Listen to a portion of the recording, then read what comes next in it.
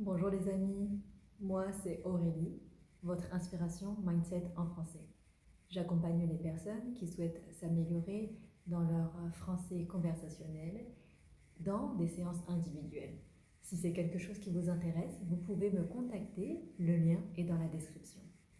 Aujourd'hui, je voudrais continuer sur le sujet que nous avons abordé hier. Hier, nous avons parlé des habitudes et de l'importance justement de revoir ses habitudes et de vérifier que les activités que nous faisons régulièrement reflètent la personne que nous voulons être. Ça, c'est un point très important.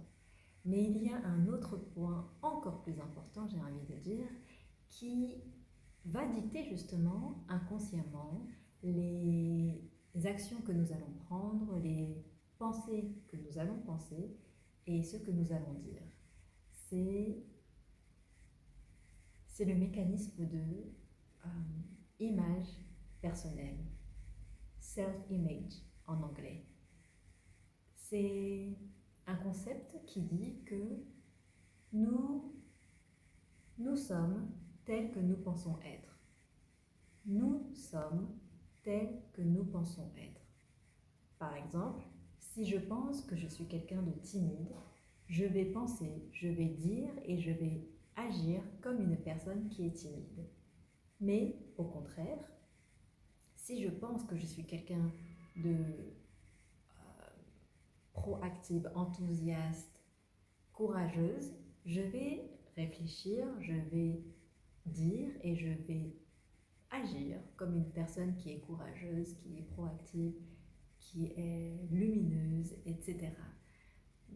Donc, finalement, ça rejoint aussi ce que disait Earl Nightingale dans L'étrange secret.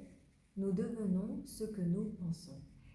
Et ces pensées-là créent justement notre image personnelle, qui nous pensons être.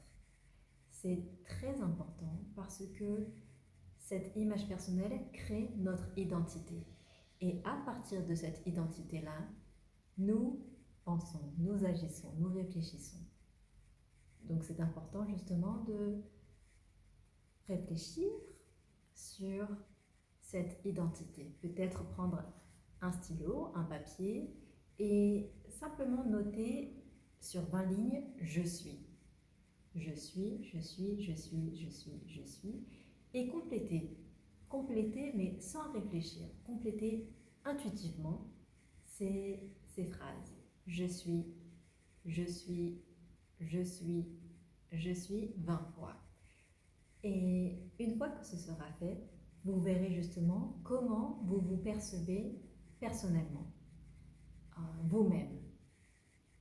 Et vous pourrez faire l'état des lieux justement de cette image personnelle, de l'identité que vous incarnez actuellement. Et ce qui est très très fort, c'est que nous pouvons justement changer cette identité. Nous sommes ce que nous pensons. Nous devenons ce que nous pensons. Nous sommes ce que nous pensons. Alors, nous pouvons changer justement qui nous sommes en fonction de nos pensées. Si nous pensons différemment, si nous savons justement qui nous voulons être et que nous restons justement dans cette identité assez longtemps, nous pourrons changer notre identité. Voilà, c'était ce que je voulais vous dire aujourd'hui concernant l'identité et l'image personnelle qui est un concept encore plus puissant que les habitudes. Les habitudes, c'est un travail seulement sur les actions, sur les activités, mais l'identité et l'image personnelle est un travail en profondeur qui travaille sur les pensées, les actions, le tout en fait, qui nous sommes. Alors si ça vous intéresse, si vous voulez discuter de ce sujet ensemble dans des séances individuelles, vous pouvez me contacter. Le lien est dans la description. C'est tout pour aujourd'hui.